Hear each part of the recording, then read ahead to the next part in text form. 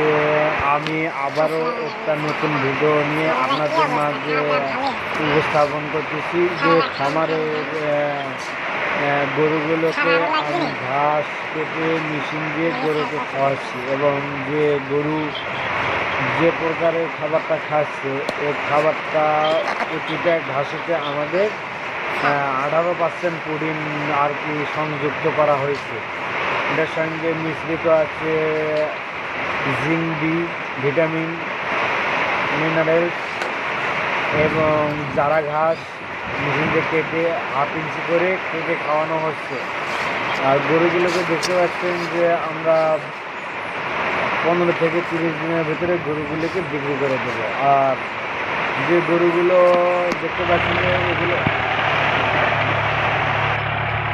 আমি আবারও আপনাদের মাঝে একটা ট্র্যাক্টর দিয়ে জমি চাষ করতেছি যে ওটাতে আমি মরিচ লাগাবো। এর পাশে দেখতে পাচ্ছেন যে ঘাস, মরিচ শেষ করে আবার ঘাস লাগাবো ইনশাআল্লাহ।